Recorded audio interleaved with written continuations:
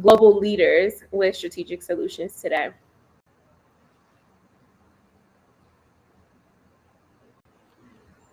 So in a moment, our first speaker is going to join us, and I have the pleasure to introduce her. So her name is Norma Mngoma, and she will be speaking on business development, branding for business. So Norma was born and raised in KwaZulu-Natal, South Africa. I hope I'm saying that correctly. Please correct me once you come on stage, Norma, if I am not. Norma is a motivational speaker, business executive, founder, owner of Suitably Norma, a suit clothing range, a board member of Crystal Hub, director of BMCA, and an advisory member of Norma Mngoma Bricks CCI. She has experience in information technology, and she is the chairperson of the Norma Mngoma Foundation. The Norma Mngoma Foundation is a nonprofit organization that assists school children with career guidance and also offers bursaries to deserving young academics from previously disadvantaged communities. She is passionate about issues that relate to women's empowerment in South Africa. Norma's dream for South Africa is to see every child having an opportunity to learn and further their education, and women having equal rights and opportunities in their workplace. Norma sounds like my type of girl. She is a trailblazer who believes nothing is impossible. It is not too late to get your ticket and experience her session. Click the link in the bio to get your free or purchase the Disrupt Her ticket. And without further ado, please welcome Norma. Evening here in South Africa. It's in the evening right now. So I know to you is not evening right now. So it's who's listening. My name is Norma Mngoma. Welcome, Norma.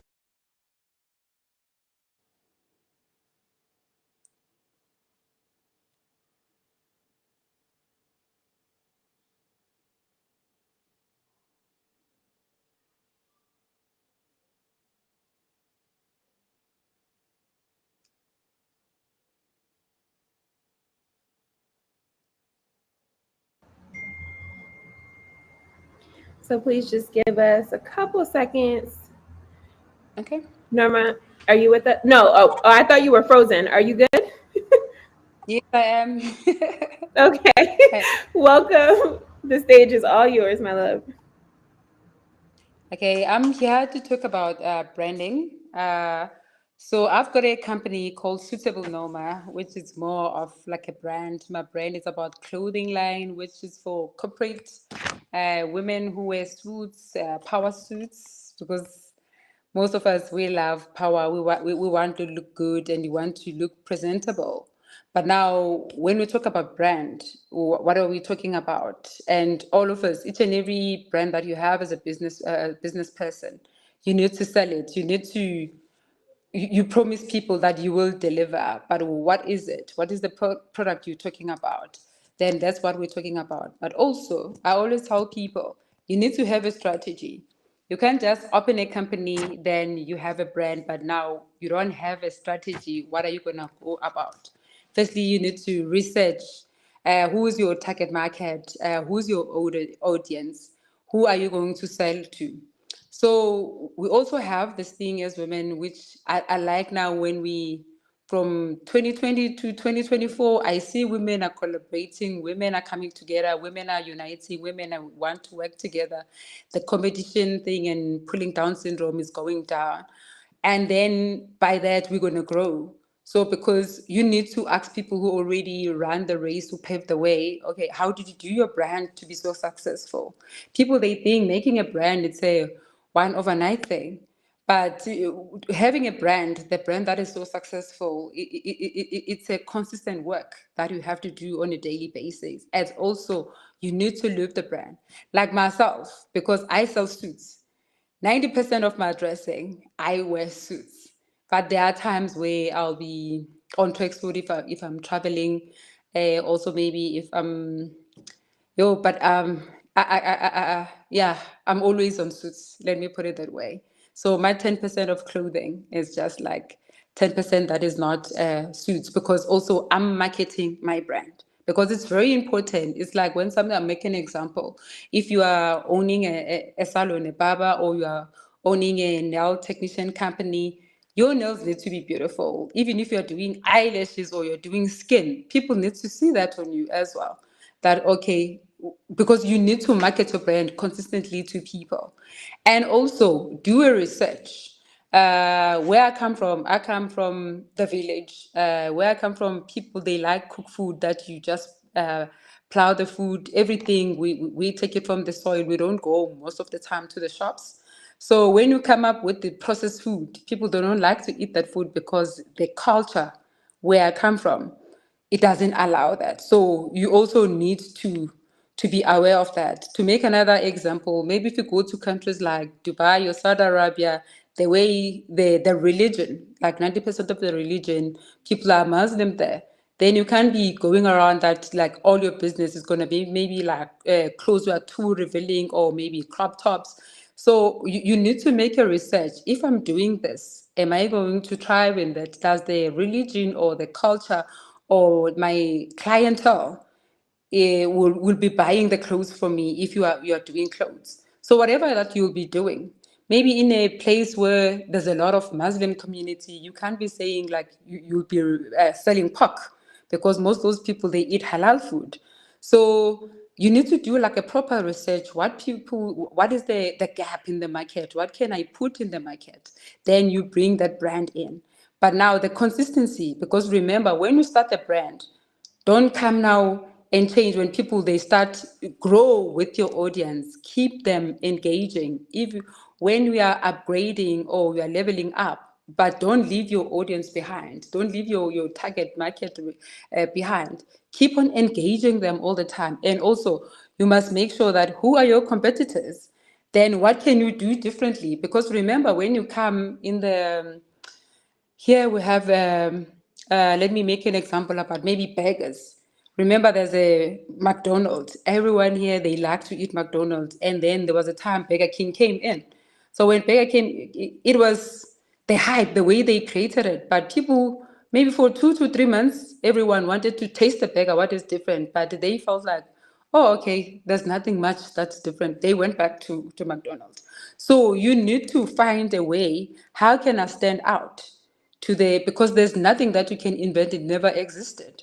So how are you gonna draw people to come to your brand?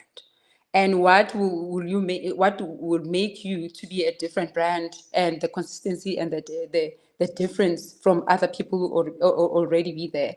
And also the purpose and the collaboration. It's very important when you do collaboration with people, those people must be aligned with your brand. You can't just let me make an example. Then you are in ministry, like your job, you are doing master classes talking about God. You can't do this and that. Then, but now your ambassadors are people who are opposite from is people who doesn't believe in church, or people always like doing this and this. So align your brand with those things. So it's very important when you choose ambassador or people that you collaborate with, because it's so nice to do collaboration. Let me make an example. I do suits. And I think 2 years ago, people were like, oh, we like your suits, but now we like you to come up with cufflinks. And I was just thinking, where I'm going to get cufflinks? And I'm not into jewelry, and I don't even know how to design to do this. But I went to people who are doing that. I was like, let's collaborate. And also, there was a company that was manufacturing shoes from scratch. Then people now, they were like, because you have a high quality of suits, so how do we get like nice shoes? Now they wanted like the jewelry, they want everything. Then you collaborate with other people to have the final product.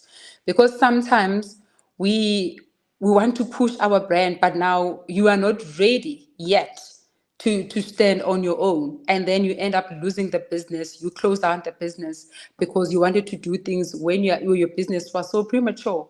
It was not the right time for you to upgrade the business because you were not stable yet. So it's easier you go step by step, then you keep consistency and you engage your people, and they understand the vision. What is the vision of your brand? Whatever you say to people you are selling, you are promising them the product. Do you deliver? Do you deliver in time? And also, I always say to people always, there are people who are loyal clients, that those clients, no matter what you do, they will come first. When you have like 10 clients that they will be there, it's better than to have like once of clients that will come sometimes next month are not coming. But you know that I have people that I know, no matter what happens, they will be there for me. But those people, each and every client that is new, treat it the same.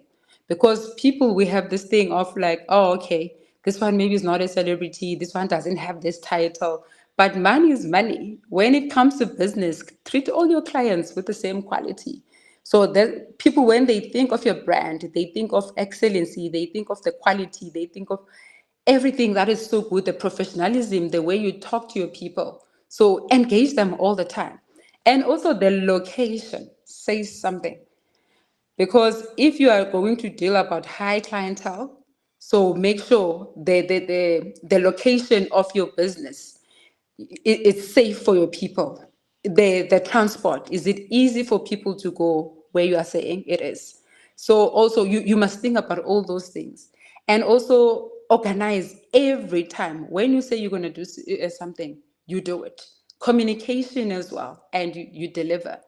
But also, it's so important when you are doing brand, like you have to be so consistent in what you're doing, because you can't do something today, then tomorrow you're not doing it, and then you promise people things and you are not doing it. And also, I think most business, they fail because people, when we do marketing, we always oversell ourselves.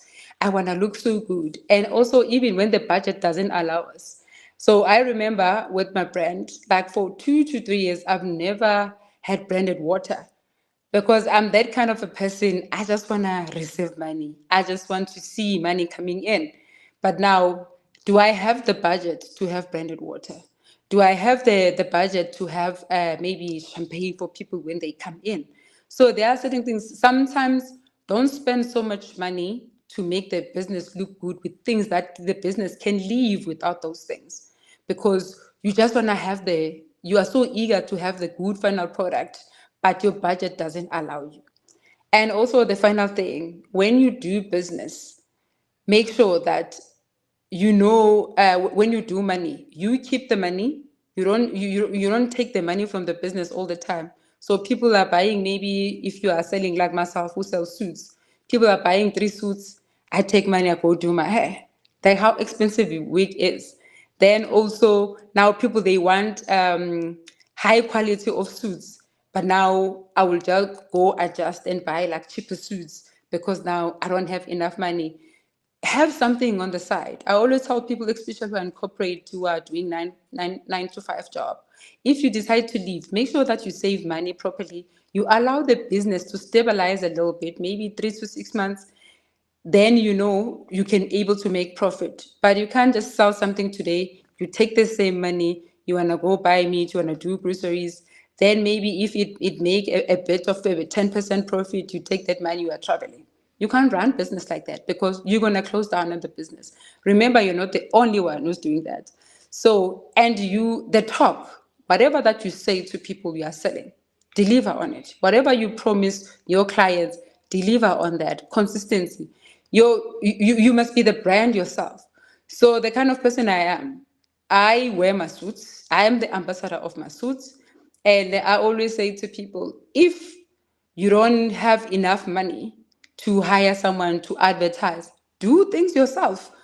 Like all of us, that's where we started, because other people, you always go seek funding, you're not starting, you're finishing the whole year, you want to start business, but now the problem, you don't have a PA, you don't have this and this, you don't have like a distributor, someone will do things. In the beginning, just push yourself to the limit until your business. And then when it's the right time, then for your brand, then you will do things. Rather to just do things, push yourself, and then things are not done properly. Remember the brand. I remember last year I was invited to go showcase in Paris, but I thought to myself, am I ready to showcase on that global stage? I know that's my dream, but am I ready? I was not, because they have their own criteria of me coming maybe with 30 designs. Do I have that kind of designs? How much money? And I have to fly from South Africa to go to Paris. Then I can't fly even there by myself. I need to have someone else pay the tickets, accommodation. There's a fee of getting in. Like all that money, am I ready? So sometimes let's not jump to grab opportunities when you're not ready, because people will just remember that brand in that way. Don't shoot yourself short just because you are so eager to do things. And then people who are doing cakes sometimes, when you know, like, for you to do cake for a wedding or for an event, it takes you 3 days or 4 days. Don't do it in a day when you know it won't be ready, because it's going to ruin your brand and people will talk about your brand. Because remember, we're the same circle. People will hear that, oh, they have you seen Noma's suit? Do you want to buy? So because people, they talk, but sometimes, oh, I've seen you wearing this. Hey, I want to buy it. How was it? Then someone will say, no, I've got a bad experience. So let's be careful how we treat people, how we sell our business, how we market ourselves, how do we treat our brand, and also how do we talk to our clients. And there's this thing, us as women, like when you are a boss, you want other people under you, especially other women, to feel you that I'm the boss. Being a boss, it doesn't mean that you have to be bossy to people. You have to be a boss, but not being bossy. And then, so that in front of your clients, don't think just by licking your stuff, then people, they're gonna clap for you. Oh wow, she's such a boss. People, they're just looking at the horrible person that you are.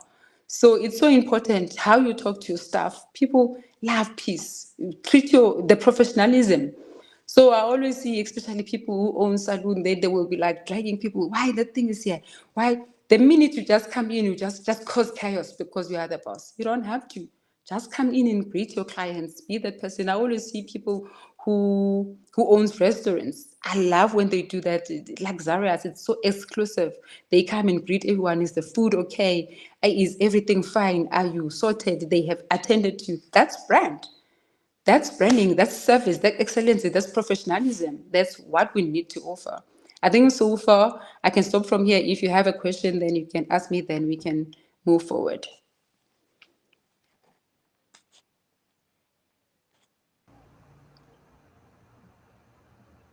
Well, thanks, Norma. Those were some gems that you dropped in terms of personal branding. Um, please share your questions with Norma in the chat. Now is the time for you to engage with Norma. Share your contact, your LinkedIn, your social media. Now is an opportunity for you to brand yourself.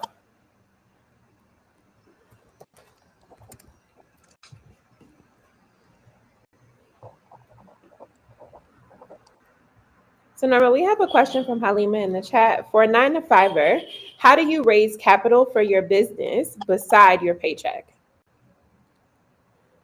So I don't know in other countries, but where I stay, we have entities, institutions where you can get funding. So those institutions, you need to go to their website. Sometimes if you're a person who's not connected to people who are working there, you go to their website, you look at the application, how do you apply for funding. Usually, I always don't encourage people most of the time to go take a loan because sometimes the interest is so high. But if this is what you want to do for your business, then you can do it. Because sometimes the business work, sometimes it doesn't work. But now when you took a loan, the loan will be there. They want you to pay back the money.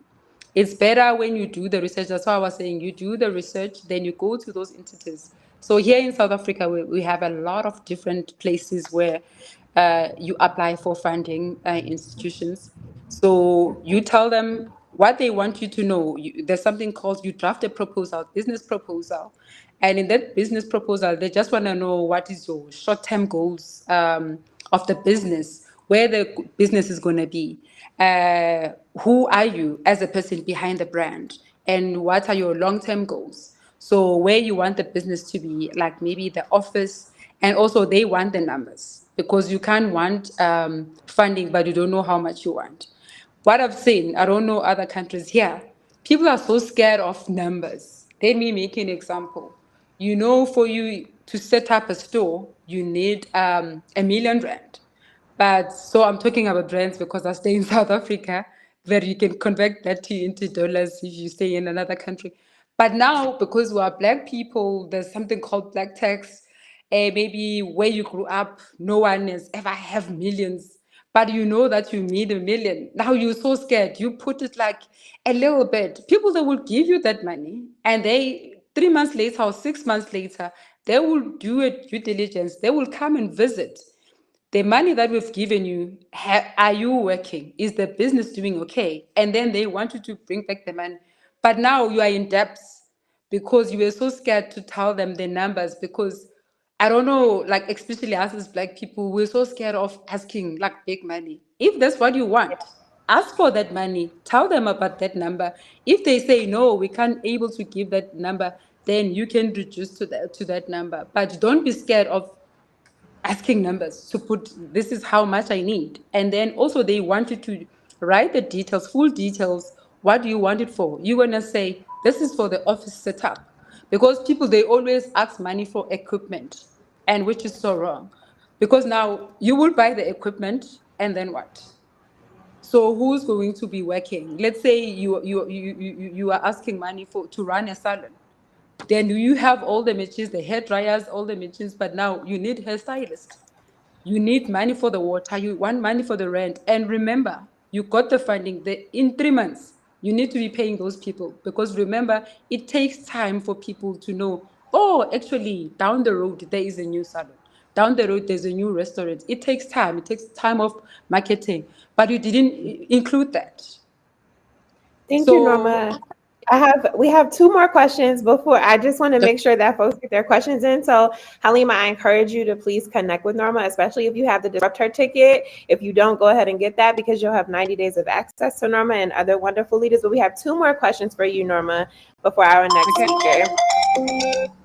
So what practical steps would you give to a business owner who needs help with creating a good customer experience? Can you please repeat the question? Sure. Are you able to hear me? I was having some connection issues Yes, before. I can. Okay. Yes, I can. So the question was, what practical steps would you give to a business owner who needs help with creating a good customer experience? For me, I think you need to have a good communication with your people. Let's say if someone came she ordered something. Uh, the kind of person that I am, the reason I'm always a loyal client to certain people, I love when I ordered something, you write a text, then maybe you say, thank you for ordering with me because it shows that you care about me and you care about my money.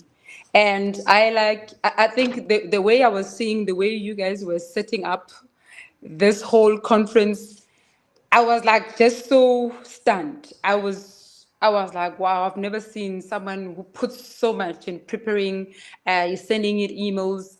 It's my first time to be this kind of Restream studio, but you make it friendly for everyone. It's not about you understanding the app. So when you use certain things, make sure that people they understand. I always see, especially here in South Africa, people are not so used on PayPal. Then if you have like a payment method or maybe like a online, make it friendly. Remember, if you say it's worldwide, remember now it's not only about your country, it's not something that is only familiar to you. Include, make people to feel at home, make people comfortable about your brand. So those are the other things that you need to be to take into consideration, and also follow up with people. I have a friend who owns a clinic, the spa clinic, to do the facial and massage. So when I don't do my facial for 2 months, she always say, "Hi, we haven't seen you in 2 months. How's your face?" And for me, it was not like I didn't want to do my face. Actually, my face is due for me to do it. But because of the work schedule, I didn't think of doing my face.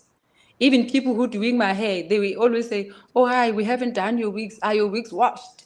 So those are the things. Stay connected with your audience and just know what your people want. Wonderful. So this is our last question for Norma. Please feel free to keep the questions coming. Connect with Norma on LinkedIn and on the if you get the Disruptor ticket on the app. So when branding, do you target a specific demographic? For example, income earners in the low, median, or high range? And that'll be our last question for Norma. And then Nancy, our founder, will come back and introduce our next speaker.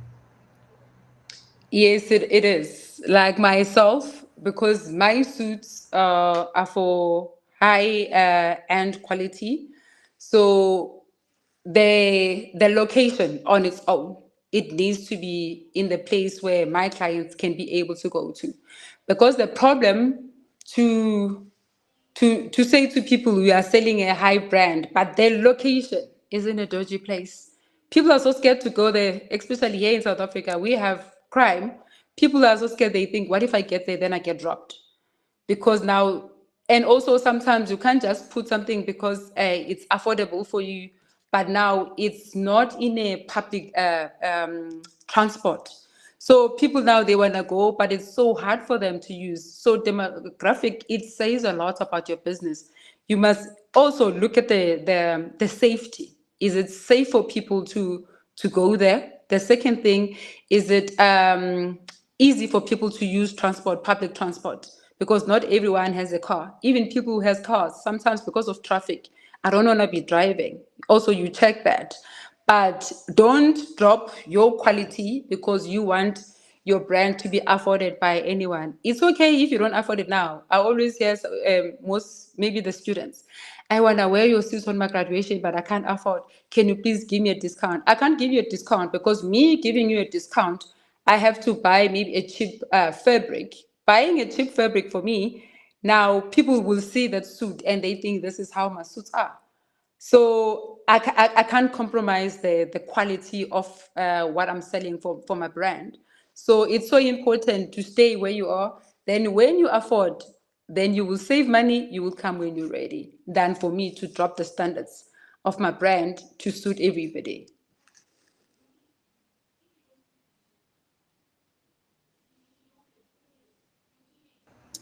Thank you so much to our first speaker, Norma. She gave us some amazing gems. I look forward to connecting with you offline, Norma, if we haven't already. Thank you so much. I'm going to turn it over to Nancy, who is going to introduce our next host. Thank you, Norma, so much. Thank you for that. Wonderful, wonderful. We'll definitely stay connected on the app with Norma. If you want to stay connected, the app, and then follow her on her social media handles as well. If you are registered, we'll make sure we send all that information out to you as well. Thank you, Norma. Have a wonderful day. Thank you. Thank you. All right. Well, I'm going to welcome our next host.